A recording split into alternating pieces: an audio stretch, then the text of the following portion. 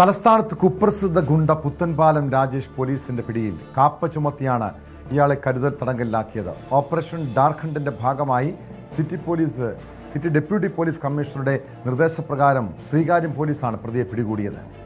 തിരുവനന്തപുരം നഗരപരിധിയിലെ വിവിധ സ്റ്റേഷനുകളിലായി 50ഓളം കേസുകളിൽ ഇയാൾ പ്രതിയാണ്.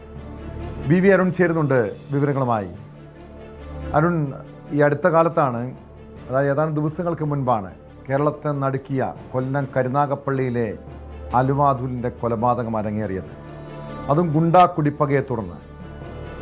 ഇതിനുശേഷം ഇൻ്റലിജൻസിൻ്റെ റിപ്പോർട്ടുണ്ട്, സംസ്ഥാനത്ത് പലയിടത്തും ഗുണ്ടാ കുടിപ്പകയുടെ ഭാഗമായിട്ടുള്ള ആക്രമണങ്ങൾ, കൊലപാതകങ്ങളൊക്കെ ഉണ്ടാകാനുള്ള സാധ്യതയുണ്ട്. പ്രത്യേകിച്ചും ഈ അലുവാതുലിൻ്റെ അനുയായികൾ വീണ്ടും ഒരു തിരിച്ചടി നൽകാനുള്ള സാധ്യതയുണ്ടെന്ന്. ഇപ്പോൾ ഈ പുത്തൻപാലം രാജേഷിനെ, തലസ്ഥാനത്തെ കുപ്രസിദ്ധ ഗുണ്ട പുത്തൻപാലം രാജേഷിനെ കരുതൽ തടങ്കലിലാക്കാനുള്ള ഒരു കാരണമെന്താണ്? സമീപകാലത്ത് ഇയാൾക്കെതിരെ എന്തെങ്കിലും കേസുകൾ ഉയർന്നു വന്നിരുന്നോ, അതോ ഈ ഇന്റലിജൻസ് റിപ്പോർട്ടിന്റെ അടിസ്ഥാനത്തിലാണോ നടപടി?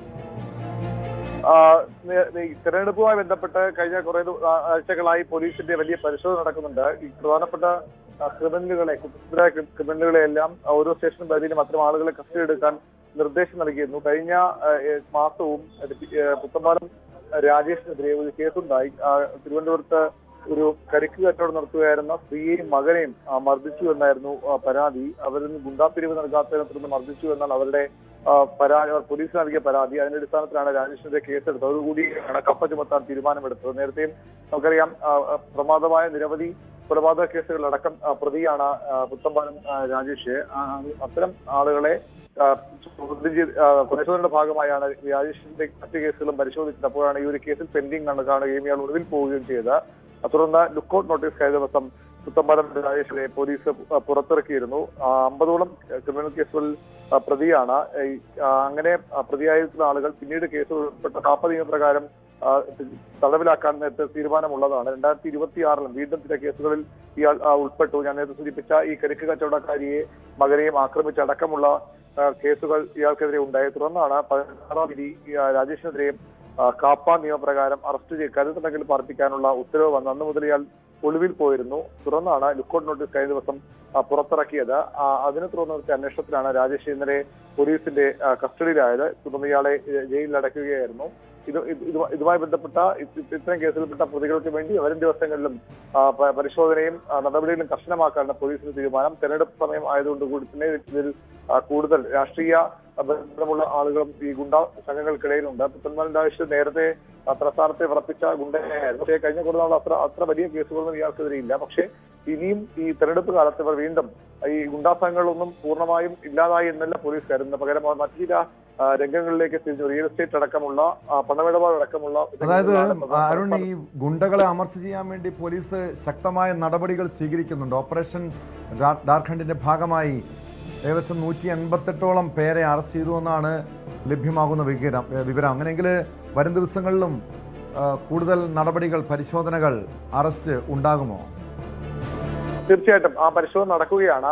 എല്ലാ സ്റ്റേഷൻ പരിധികളിലും, പ്രത്യേകിച്ച് തിരുവനന്തപുരത്ത് പുതിയ സിറ്റി പോലീസ് കമ്മീഷണർ ചാർജ് ശേഷമാണ് തുടർച്ചയായി ഗുണ്ടകളെ കസ്റ്റഡി എടുത്തത്. അന്ന് നമ്മൾ ഇതുമായി ബന്ധപ്പെട്ട വാർത്തകൾ നൽകിയതാണ്. ഓരോ സ്റ്റേഷൻ പരിധിയിലുമുള്ള ഈ ലിസ്റ്റിൽപ്പെട്ട ആളുകളെല്ലാം കസ്റ്റഡി എടുക്കുകയാണ്. മാത്രമല്ല തെരഞ്ഞെടുപ്പ് സമയത്ത് ഇവരുടെ ശല്യം കൂടുതൽ ഉണ്ടാകാൻ ഇടയുണ്ട് എന്ന വിവരം കൂടി പോലീസിന് ഉണ്ട്. അതുകൊണ്ടാണ് അത്തരം പരിശോധനകൾ കർശനമാക്കുന്നത്.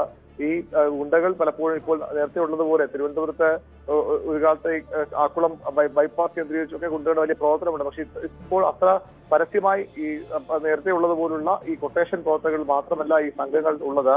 വിഴിഞ്ഞം കേന്ദ്രീകരിച്ച് വലിയ തരത്തിൽ ഈ സംഘങ്ങളുടെ പ്രവർത്തനം ഉണ്ട് എന്ന് പോലീസ് വിലയിരുത്തുന്നു.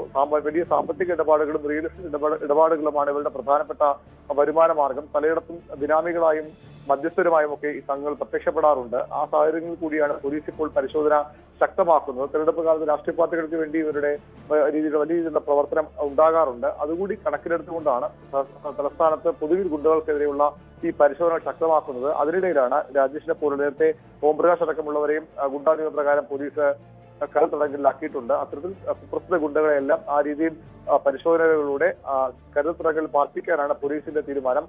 ആ നടപടിയുടെ ഭാഗമായാണ് ഇപ്പോൾ പുത്തൻപാലം രാജേഷിനെയും നമുക്കറിയാം, ഈ തലസ്ഥാനത്ത് പോലീസ് ഗുണ്ടാ ബന്ധം, ഗുണ്ടാ സംഘങ്ങൾ തമ്മിലുള്ള ബന്ധം.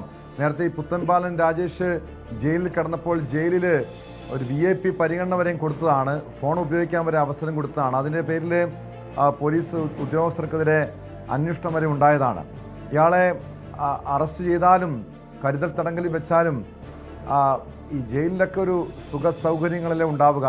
മാത്രമല്ല ഈ വീണ്ടും അത്തരമൊരു ആക്ഷേപം ഈ സമീപ നാളുകളിൽ തന്നെയാണ് ഈ ഗുണ്ടാ പോലീസ് ബന്ധത്തെക്കുറിച്ചുള്ള ആരോപണം വീണ്ടും ഉയർന്നു വന്നത്.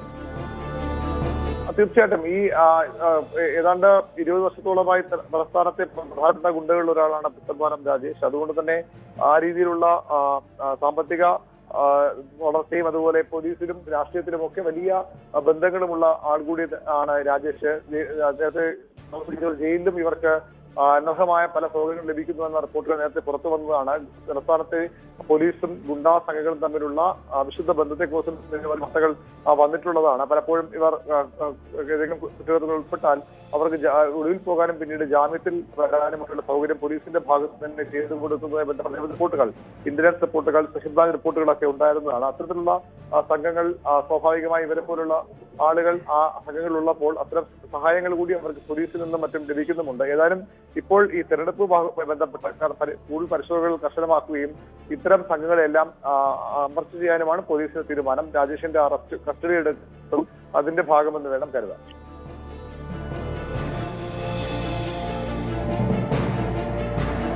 വ്യക്തമാണ്. VV അരുണാണ് വിവരങ്ങൾ തിരുവനന്തപുരത്ത്. കൂടുതൽ വാർത്തകൾക്ക് News 18 Keralam YouTube channel subscribe ചെയ്യുക.